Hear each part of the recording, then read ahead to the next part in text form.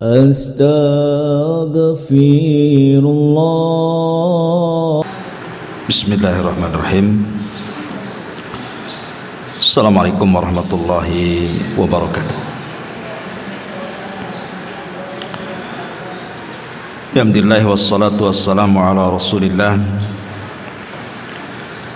wa ala alihi wa sahbihi wa mawalah wa la hawla wa la quwata illa billahi wa ba'du. Alhamdulillah, di pagi hari ini kita bisa duduk kembali untuk bertalabul ilmi. Salawat dan juga salam kita aturkan kepada Rasul kita Nabi besar Muhammad sallallahu alaihi wasallam. Kajian di pagi hari ini kita akan membahas satu hadis Nabi sallallahu alaihi wasallam yang sangat pendek tetapi syarat dengan makna. Dari hadis Nufai ibn Harith al-Thaqafi radhiyallahu anhu qala, inna rajulan qala ya Rasulullah ayyun nasi khairun,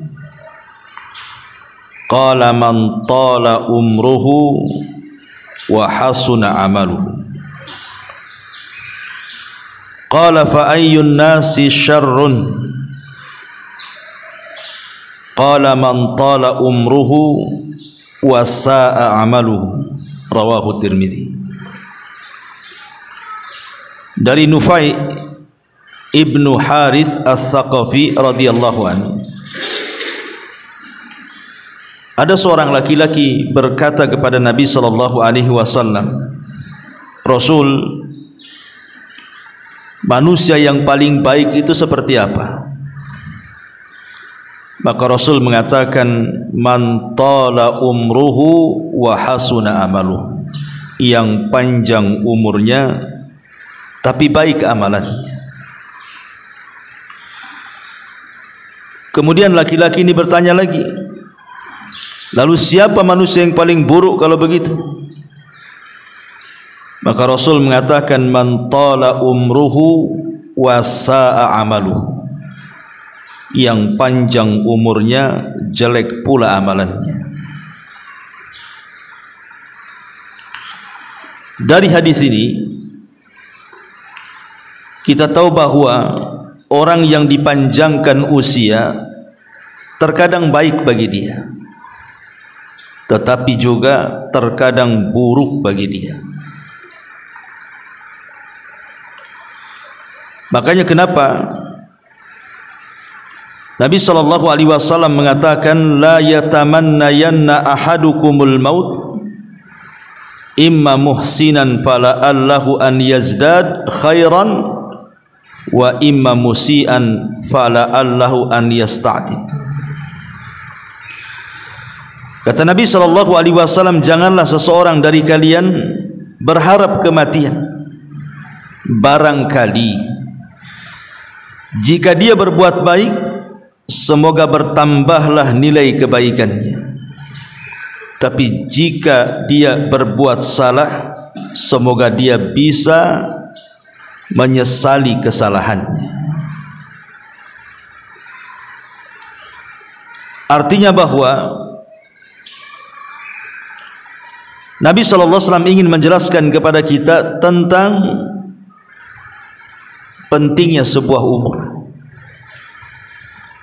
Pentingnya sebuah umur, di mana hakikat umur itu adalah ketika seseorang menghabiskan usianya untuk ketaatan kepada Allah. Karena dalam hadis ini Nabi SAW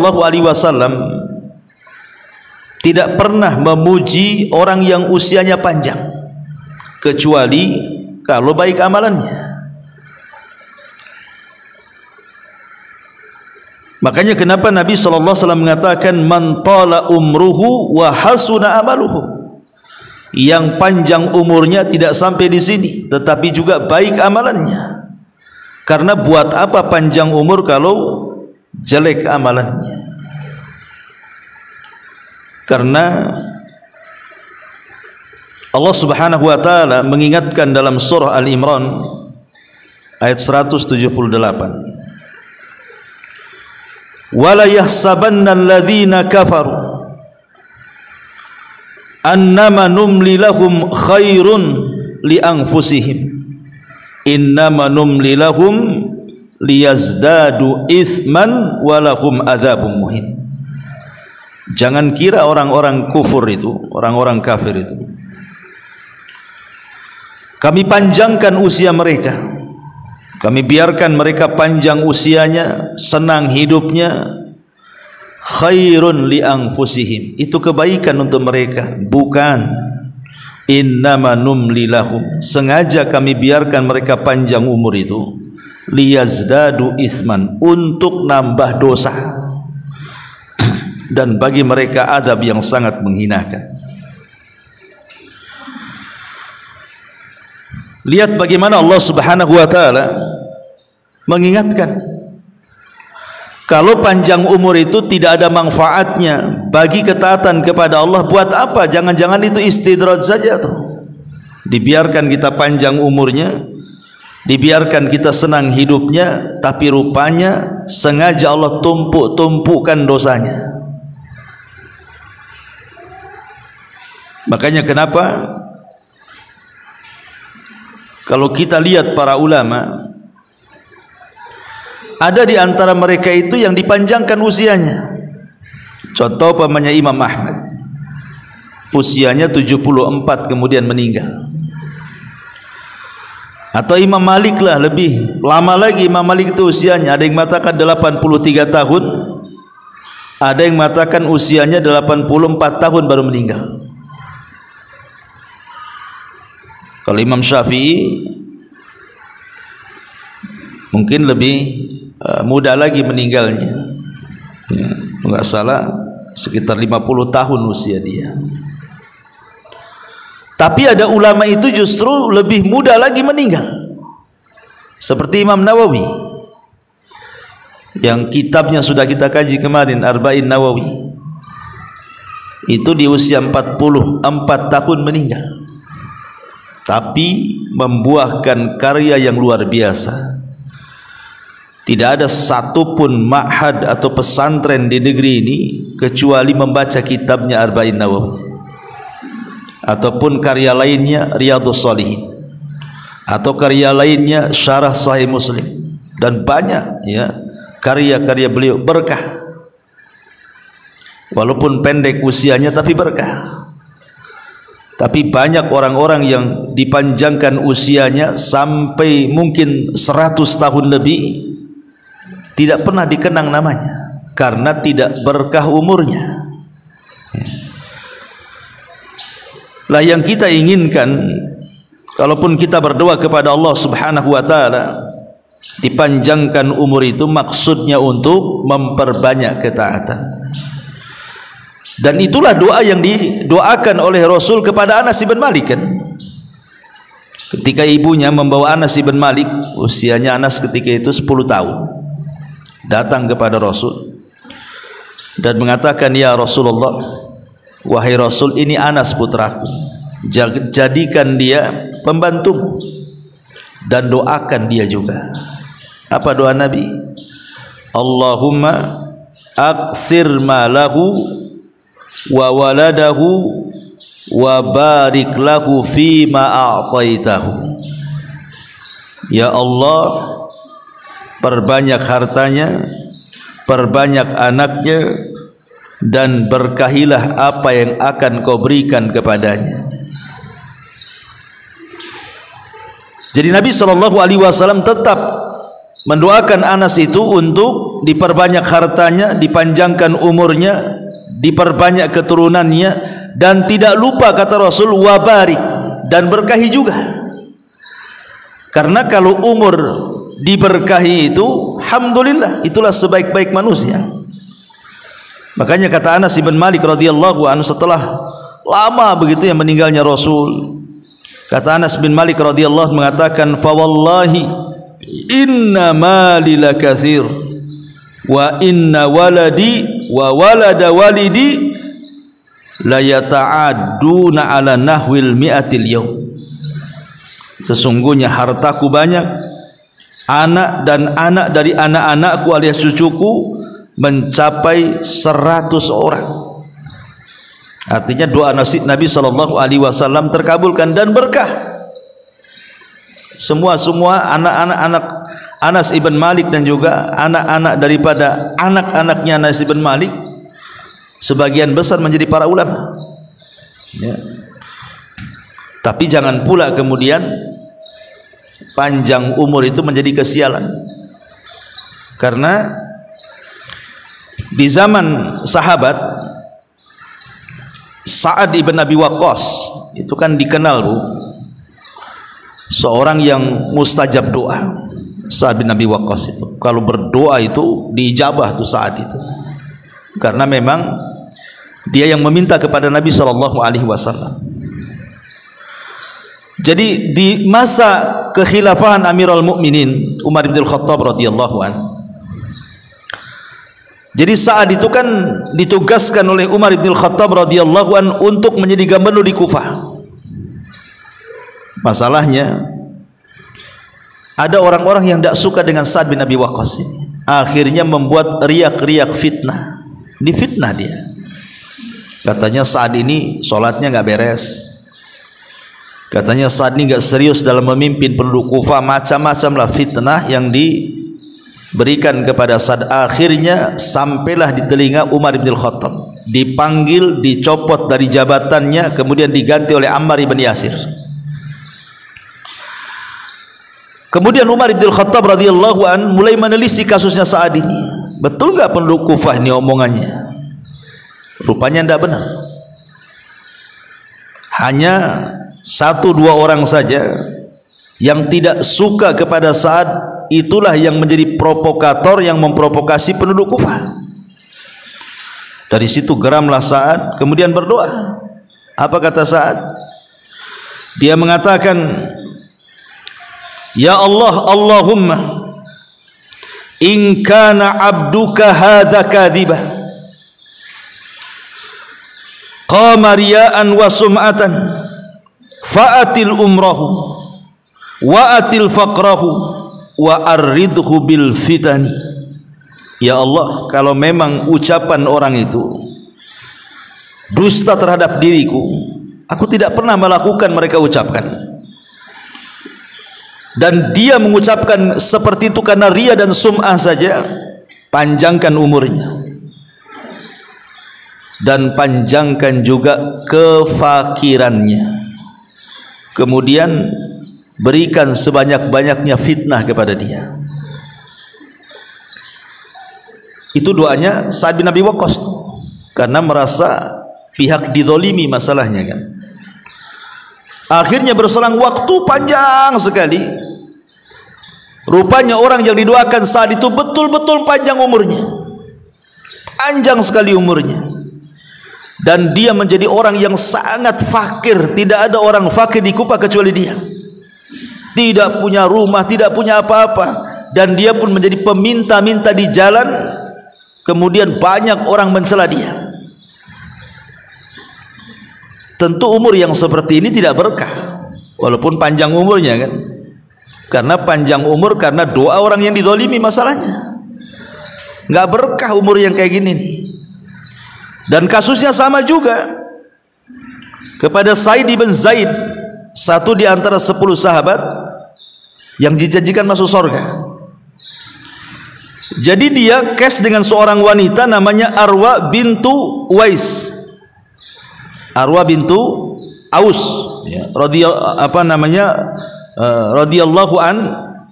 Sa'id ibn Zaid ini ibn Amr ibn Nufail ini bermasalah dengan seorang wanita jahat namanya Arwa bintu Uwais kalau nggak salah. Jadi Sa'id ibn Zaid ini kan punya kebun, kebunnya luas. Kemudian banyak pula di situ pokok-pokok kurma. dan di situ ada sumur. Kita lihat di zaman itu air sangat mahal kan gitu ya. Tiba-tiba kemudian si wanita jahat ini mengklaim bahwa itu tanah-tanah dia, itu sumur-sumur dia, itu pula pokok kurma dia. Bersumpah-sumpah. Akhirnya kemudian kasusnya sampai kepada Marwan ibn Hakam yang ketika itu menjadi berkuasa di situ. Kemudian Marwan pun memanggil Sa'id ibn Zaid ini, betul nggak itu tanah milik orang kau ambil? Karena wanita itu mengklaim itu tanahnya, sumurnya, kemudian pokok kurmanya. Jadi Sa'id ibn Zaid ini sambil menangis dengan mengatakan, mungkinkah aku mengambil lahan orang, sementara Nabi SAW mengatakan barang siapa yang mengambil tanah satu jengkal saja akan dikalungkan 7 lapis ke bumi pada hari kiamat. Mungkinkah saya mengambilnya? Sambil menangis tuh ya, Sa'id ibn Zaid, mustahil aku mengambil tanah orang katanya. Kemudian dia mengatakan, tetapi sudahlah, kalau dia mengaku itu tanahnya, kuberikan tanahku kepadanya, kuberikan kurma itu kepadanya, dan kuberikan sak sumur-sumurnya. Kemudian dia berdoa kepada Allah, Allahumma in kana kadzibatan, Allahumma in kanat kadzibatan, ya Allah kalau wanita yang mengaku-ngaku itu pendusta. Lihat doanya, fa'atil umroha, panjangkan tuh usianya, wa'ami basaraha, tapi butakan kedua matanya, waqtulha fi mazra'atiha, bunuh dia di ladangnya. Lihat doanya Sa'id bin Zaid ini. Subhanallah, wanita ini dipanjangkan usianya, betul-betul dipanjangkan sehingga dia bisa menikmati hasil kezaliman kebunnya.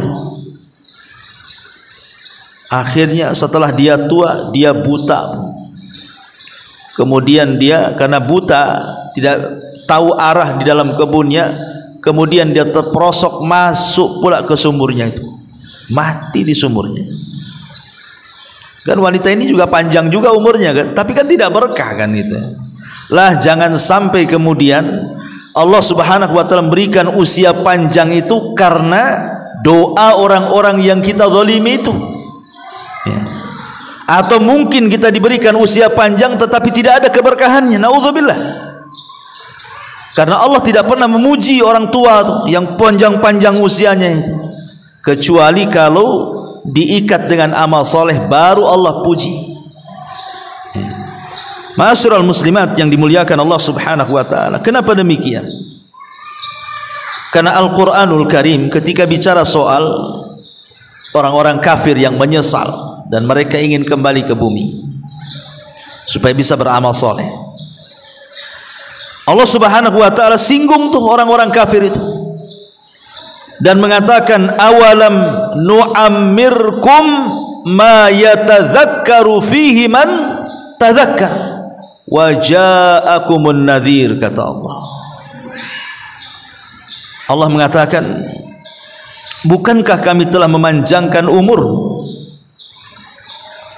dalam masa yang cukup untuk dapat berfikir bagi orang-orang yang bisa berfikir, dan bukankah pula telah datang kepada kamu peringatan? Kenapa kau tidak berubah? Kenapa kau tidak beriman? Kenapa baru sekarang sadar ingin kembali ke bumi dan ingin beramal saleh? Kalla innaha kalimatun huwa qailuha. Mustahil orang mati hidup lagi. Itu hanya dongeng-dongeng dia saja kepengen seperti itu. Jadi Allah Subhanahu wa taala mengingatkan kan kepada kita soal usia tuh, soal umur tuh. Awalam nu'ammirkum ma yatadzakkaru fihi man tadzakkar. Sudahkah aku berikan umur cukup-cukuplah kepada kalian itu?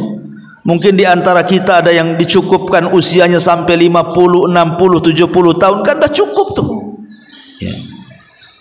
Dan peringatan pun sudah Allah Subhanahu wa taala berikan kepada kita. Coba mulai daripada rambut putih itu kan peringatan tuh. Oh, dengan rambut uban itu tandanya kita sudah menua dan sudah mendekati ajal. Kemudian dengan banyaknya penyakit yang Allah berikan kepada kita, yang dulu ketika di masa muda jaranglah penyakit-penyakit itu muncul, sekarang muncul pula sudah tua.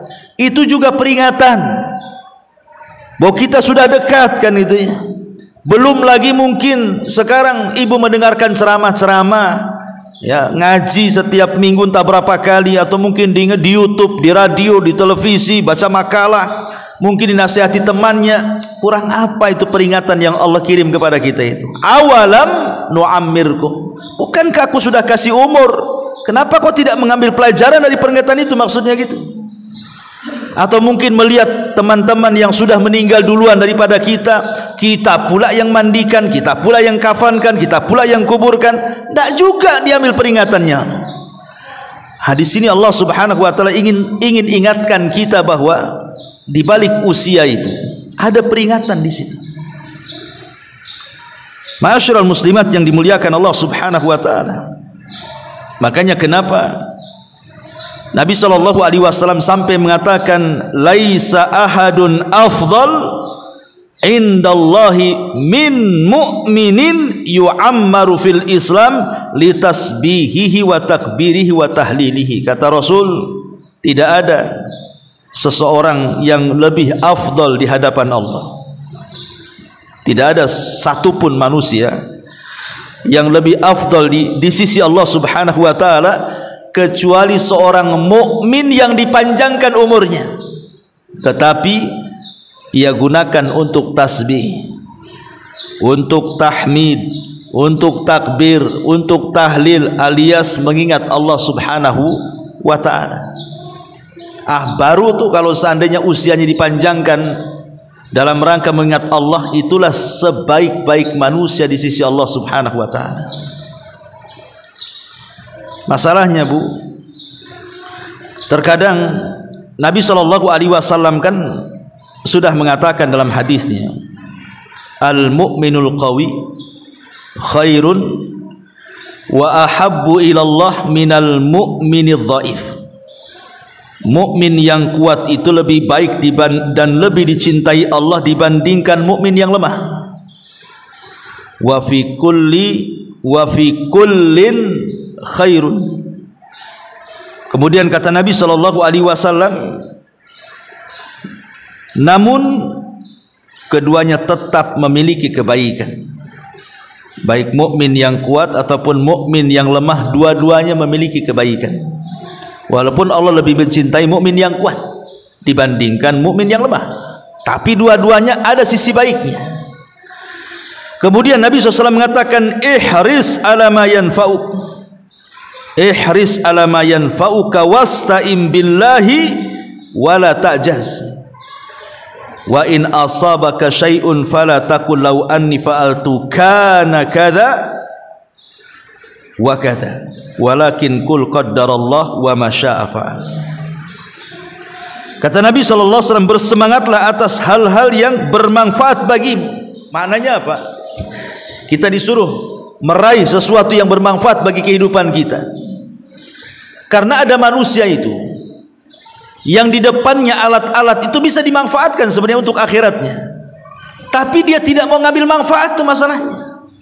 Contoh yang sederhana saja, handphone lah. Handphone ini sebenarnya barang yang sangat bermanfaat sebenarnya untuk akhirat kita tuh.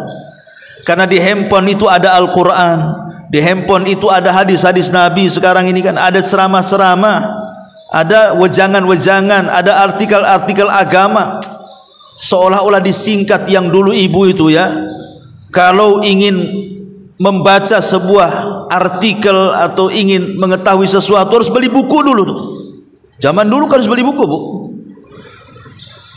Saya aja dulu waktu masih di pesantren itu kepengen buku ini, Bu, harus beli, ngumpulin duit, beli kitab. Dan harganya itu, kitab itu mahal di zaman dulu tuh. Alhamdulillah, Allah mudahkan, kitabnya sudah ada di handphone sekarang. Qurannya sudah ada di handphone, tafsir-tafsirnya ada di handphone, syarah-syarahnya, semua syarah-syarah hadis-hadis ada di handphone semuanya. Subhanallah, artinya handphone ini kalau kita bisa manfaatkan, bisalah mengarahkan kita ke sorga dengan usia kita yang kita habiskan depan handphone ini. Tapi berapa banyak yang ngambil manfaat dari handphone itu coba? Kebanyakan orang pegang handphone itu ya untuk kakak saja itu tuh, tertawa dari pagi sampai malam kan itu. atau mungkin hanya untuk nonton yang tidak jelas dari pagi sampai malam saja. Ingat, semua akan dipertanggungjawabkan soal usia yang lewat dari kita. Satu nafas, hentakan nafas saja akan dipertanggungjawabkan tuh. Karena itu menyangkut umur, itu menyangkut waktu masalahnya. Makanya kenapa kemudian para ulama salaf seperti Imam Ahmad ibn Hanbal rahimahullahu ta'ala ketika ditanya, kaifa asbahta ya imam? Imam, bagaimana engkau memasuki pagi harimu? Apa kata Imam Ahmad? Qala, dia mengatakan, fi umrun yanqus wa dhunubun tazid, katanya. Apa kata beliau? Umurku makin berkurang sementara dosaku makin bertambah. Ini yang ngomong Imam Ahmad, yang hari-hari dia habiskan waktunya untuk mencatat, membaca dan berdakwah.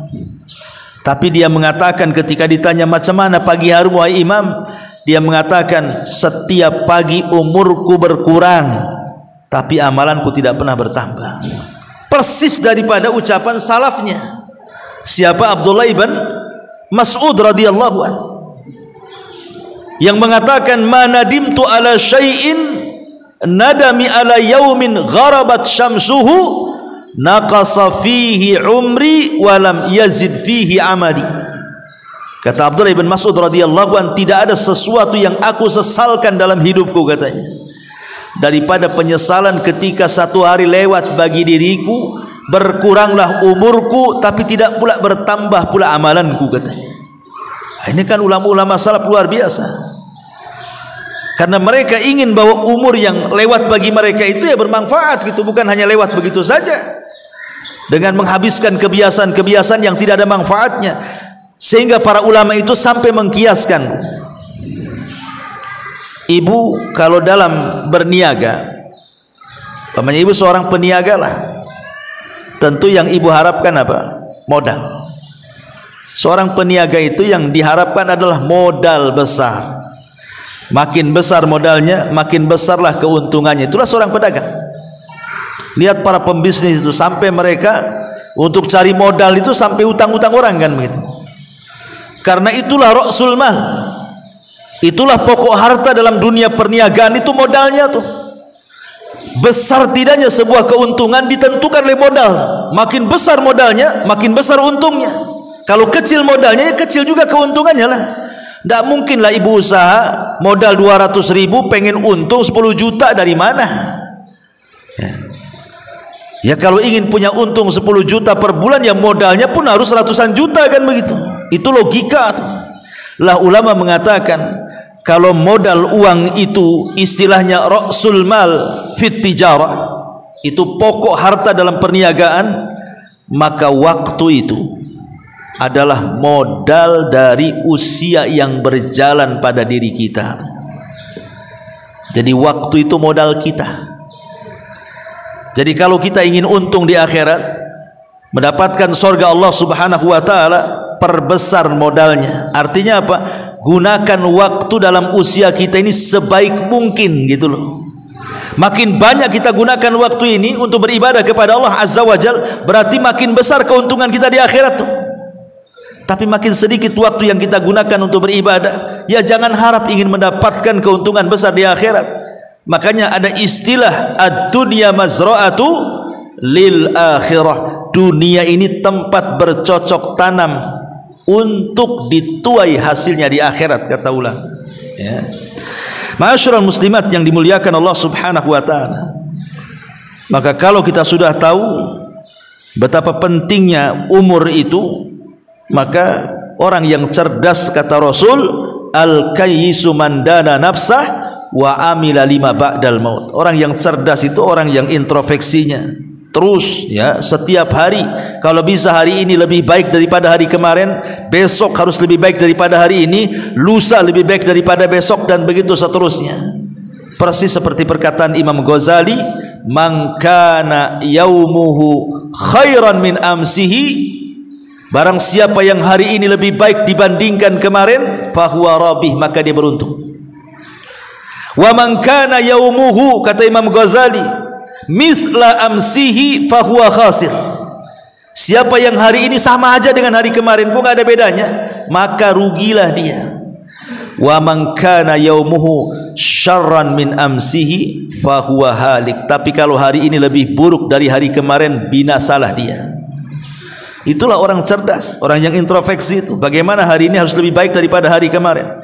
Makanya Hasan Al-Basri rahimahullah ta'ala sampai mengatakan, ma min yaumin yanshakku fajruhu illa wa yunadi yabna adam ana khalqun jadid wa ala amalika syahid fatazawwad minni fa inni idza madaitu la a'udu ila yaumil qiyamah. Apa kata Hasan Al-Basri? Tidak ada satu hari yang fajar terbit pada hari itu kecuali dia akan berseru, wahai anak Adam. Siapa yang berseru? Maksudnya pagi-pagi itu, si pagi itu akan berseru, wahai anak Adam, sesungguhnya aku adalah makhluk baru terbit, ya. Aku akan menjadi saksi terhadap amalan-amalanmu hari ini. Maka berbekalah dariku, karena sesungguhnya apabila aku telah berlalu, aku tidak akan pernah kembali sampai kiamat. Seolah-olah Hasan Al-Basri ingin mengatakan, kalau seandainya matahari terbit di pagi hari itu bisa bicara gitu maksudnya, maka matahari itu akan ngomong sama kita seperti itu dan mengatakan, saya ini makhluk yang baru terbit hari ini, sesungguhnya aku akan jadi saksi untuk amalan-amalan kalian di hari ini, maka berbekalah dariku, karena kalau aku berlalu tidak akan pernah kembali sampai hari kiamat. Makanya ada istilah, kemarin sesuatu yang mustahil untuk diulang, besok sesuatu yang mustahil untuk kita dapat karena belum terjadi. Yang memungkinkan hari ini yang berjalan, yang mungkin kita bisa manfaatkan. Itulah salah satu perkataan Hasan Al-Basri rahimahullahu ta'ala. Ma'asyiral muslimat yang dimuliakan Allah subhanahu wa ta'ala, manusia ini pasti akan dapat ujian. Manusia pasti akan diuji. Tidak mungkin tidak, kita ini akan diuji. Entah diuji dengan kesehatan sehingga kita lama terbaring sakit, entah diuji dengan ekonomi sehingga kita stres setiap hari mikir cari duit, entah diuji dari pasangan lah gitu. Ibu asik mikir suaminya saja pengen bayi, sibuk diuji dengan anak-anaknya, rutinitasnya sibuk dengan anak-anaknya saja. Pertanyaannya, apakah sepanjang waktu ibu harus disibukkan dengan perkara-perkara seperti itu sampai tua gitu, kemudian mati? Lalu apa hasilnya? Memang manusia akan diuji gitu maksudnya ya, tapi bukan berarti kemudian ujian itu menyibukkan kita terus menghadapi sampai waktu berjalan lalu, akhirnya kemudian mati hanya memikirkan apa yang Allah ujikan kepada kita. Kalau bisa ya gitu ya, kalau bisa ya, ujian memang ujian. Adalah hari-hari mungkin yang buat kita stres, buat kita bingung kan, tetapi bukan berarti kita tidak bisa beribadah kepada Allah. Sakit-sakit iya sakit, tapi kalau bisa lisan tetap berzikir. Boleh jadi mungkin ibu stres kadang-kadang dengan suami, dengan anak-anak, tetapi luangkan waktu juga untuk beribadah kepada Allah Azza wa Jalla. Sebab disitulah kadang-kadang manusia diuji itu. Kalau sudah sakit udah lupa ibadah kan begitu. Kalau sudah miskin gitu ya, sudah susah cari uang, jangankan cerita hadir di majelis taklim, ke masjid solat pun tidak. Nah, ini kan masalah ya. Atau diuji dengan kekayaan, makin lupa diri pula dia. Nah, jangan sampai kemudian waktu berlalu akhirnya tidak ada pula lah yang bisa kita manfaatkan dalam hidup kita dengan ibadah dan memperbanyak pahala di hadapan Allah karena sibuk tadi menghadapi ujian tadi. Karena begini ya, ada sebuah syair yang mengatakan, tazawwad minat taqwa fa innaka la tadri idza janna al-lailu hal ta'ishu ilal fajri wa kam min sahihin mata min ghairi illatin wa kam min alilin asyahinan minad dahri fakam min fatan amsa wa asbaha dhahikan wa qad nusijat akfanuha wa huwa la yadri wa kam min sigharin yurtaja tula umrihi wa qad udkhilat ajsamuhum zulmatal qabri. Seorang penyair mengatakan, ada mengatakan di perkataan Imam Syafi'i rahimahullahu taala, berbekalah ketakwaan, karena sesungguhnya engkau tidak tahu jika malam telah tiba, apakah engkau masih bisa hidup hingga di pagi hari. Kita tidak tahu kalau sudah tidur, Bu, apa ibu bisa bangun lagi? Tidak ada yang tahu. Betapa banyak orang-orang yang sehat kemudian meninggal tanpa didahului sakit, dan betapa banyak orang-orang sakit yang masih bisa hidup beberapa tahun lamanya.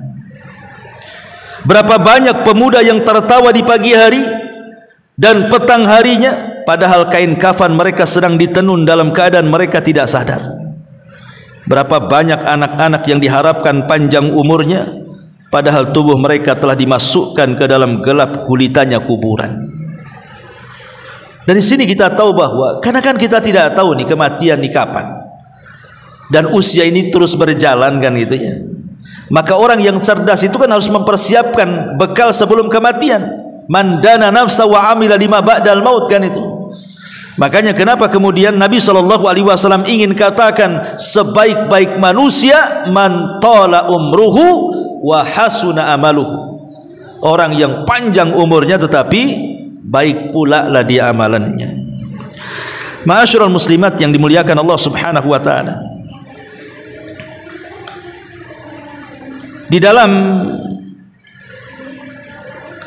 sebuah hadis atau di dalam Al-Qur'anul Karim, Allah juga mengingatkan dalam surah Al-Munafikun ayat 9, ya ayyuhalladzina amanu la tulhikum amwalukum wala auladukum an dzikrillahi wa man yaf'al dzalika faulaika humul khasirun.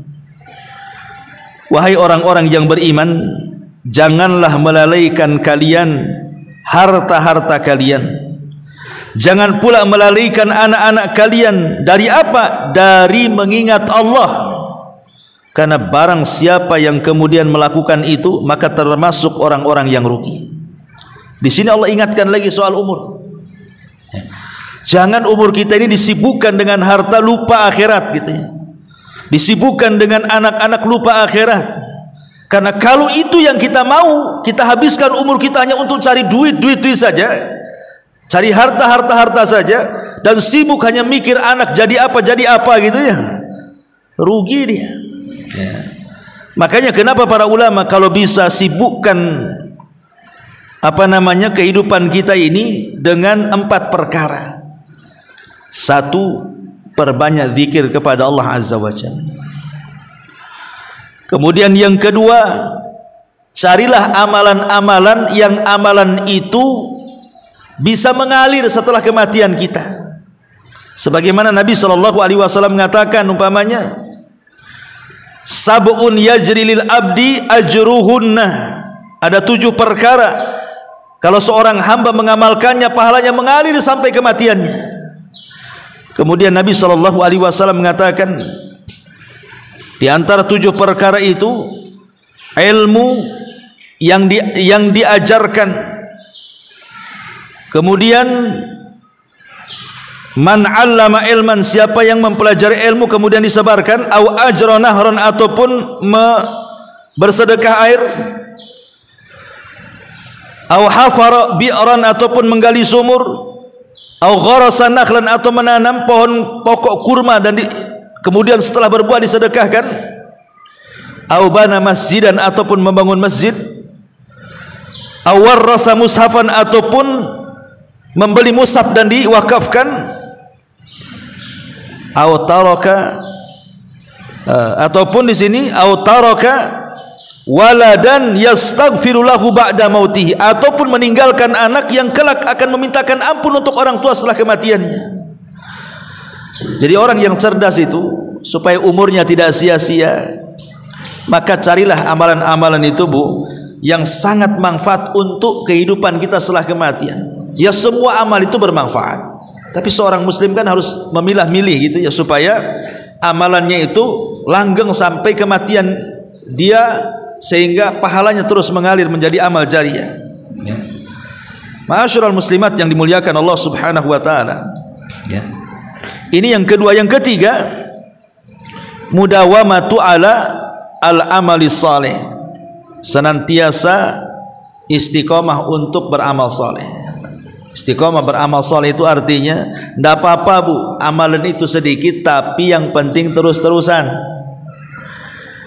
karena Allah itu tidak akan bosan dengan amalan kita, kita yang akan bosan untuk beramal.